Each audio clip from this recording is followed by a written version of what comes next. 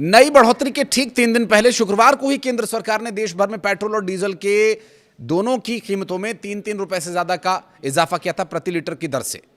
उस बढ़ोतरी के बाद दिल्ली में पेट्रोल की कीमत 94 रुपए 77 पैसे से बढ़कर के 97 रुपए 77 पैसे हो गई थी और डीजल 87 रुपए 67 पैसे से बढ़कर 90 रुपए 67 पैसे हो गया था। अब एक बार फिर से दाम बढ़ जाने के बाद परेशानी बढ़ रही है। हर खासवाम इससे प्रभावित हो रहा है। उधर दूध के दाम बढ़ गए, पेट्रोल डीजल पर दाम बढ़ेंगे तो और भी चीज़ों पर इसका असर पड़ेगा। गैस के दाम भी बढ़ाए गए थे, सीएनजी पर भी 2 रुपये बढ़ा दिए गए थे।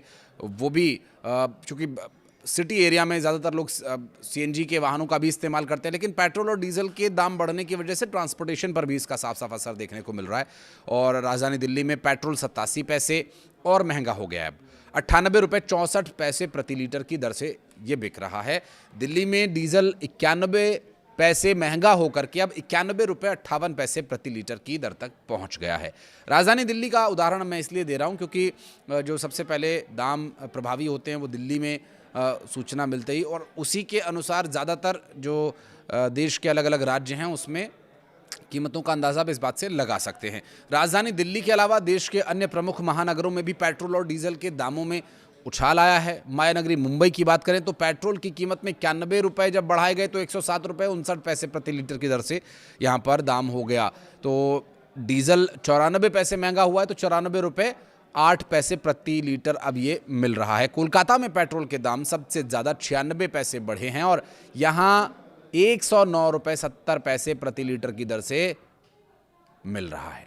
डीजल 94 पैसे बढ़ा तो 96 रुपये 7 पैसे इसका दाम प्रति लीटर के हिसाब से हो गया। चेन्नई की बात करें तो यहाँ पेट्रोल 82 पैसे महंगा होकर के 104 रुपये 49 पैसे और डीजल 86 पैसे महंगा होकर के 96 रुपये 11 पैसे प्रति लीटर की दर से अब महंगा हो गया है। पेट्रोल और डीजल के दाम में इस तरह लगातार बढ़ोतरी के चलते जो लोग जब सवाल करते हैं कि ऐसा क्यों हो रहा है, ये दाम क्यों बढ़ रहे हैं, पेट्रोल और डीजल के दाम बढ़ेंगे तो आम लोगों को परेशानी का सामना करना पड़ेगा। दरअसल कारण ये बताया जा रहा है कि पश्चिम एशिया के देशों में चल रहा संघर्ष, युद्ध के कारण दुनिया भर में जो ऊर्जा का एक बहुत बड़ा संकट खड़ा हो गया, ये उसी संकट का परिणाम है।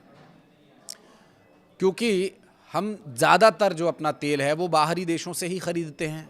भारत में तेल के लिए कोई ऐसा हमारे पास सोर्स नहीं है जिससे हम तेल निकाल सकें, तो इसलिए हमें ख़रीदना पड़ता है।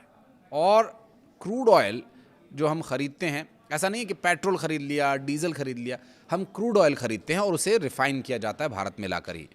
जैसे मथुरा में एक रिफ़ाइनरी है, इस तरह से देश के अन्य अन्य जगहों पर रिफ़ाइनरीज़ हैं और वहाँ पर जा कर के इन्हें रिफ़ाइन किया जाता है, जिससे करीब 12-13 तरह के ईंधन अलग अलग प्राप्त होते हैं और अलग अलग महत्वपूर्ण वस्तुएं उससे तत्व हम निकालते हैं, जिसमें पेट्रोल है, डीजल है। सबसे पहले जो विमान का फ्यूल है जो बहुत हाई क्वालिटी का होता है उससे निकाला जाता है। उसके बाद उसके टेम्परेचर को चेंज कर करके उसमें से रिफ़ाइन करके पेट्रोल, डीज़ल, कैरोसिन ऑयल और चारकोल और जेली, ये सब बहुत सारी चीज़ें निकलती हैं। अलग अलग तरह के पेट्रोल निकलते हैं, अलग अलग तरह के फ्यूल्स निकलते हैं। तो क्रूड ऑयल जो है वो प्रति बैरल की दर से ख़रीदा जाता है और प्रति बैरल की दर में दाम में इजाफा हो जाने की वजह से काफ़ी समस्या उत्पन्न हो रही है।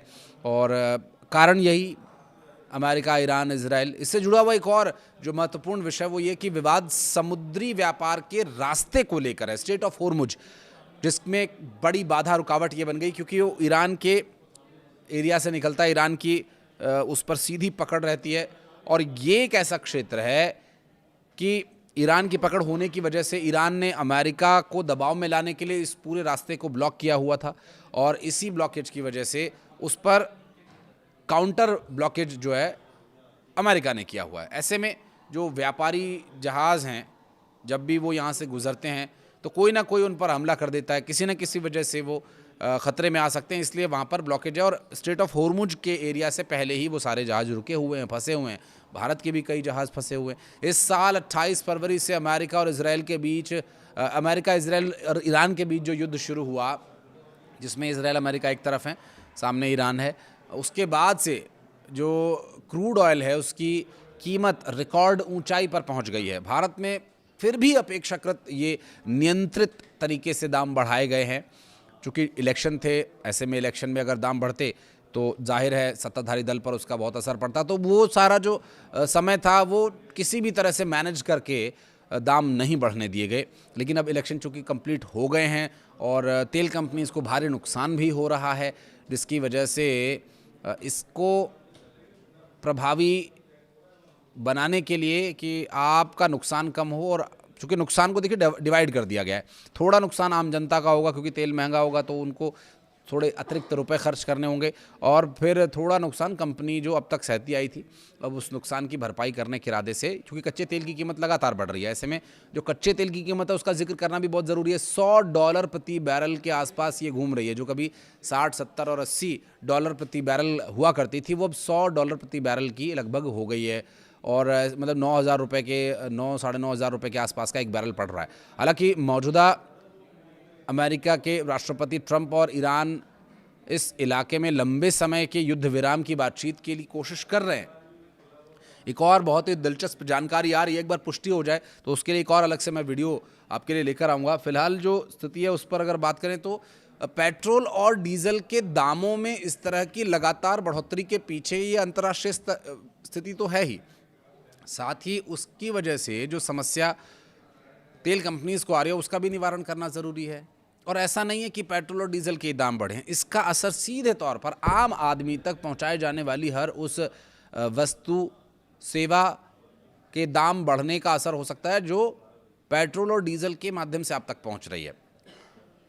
क्योंकि अगर डीजल बढ़ेगा तो चूँकि ज़्यादातर जो भारी लोडिंग वाले वाहन हैं वो ट्रांसपोर्टेशन वाहन सब डीजल से ही चलते हैं और डीजल के दाम में ज़्यादा इजाफा हो रहा है।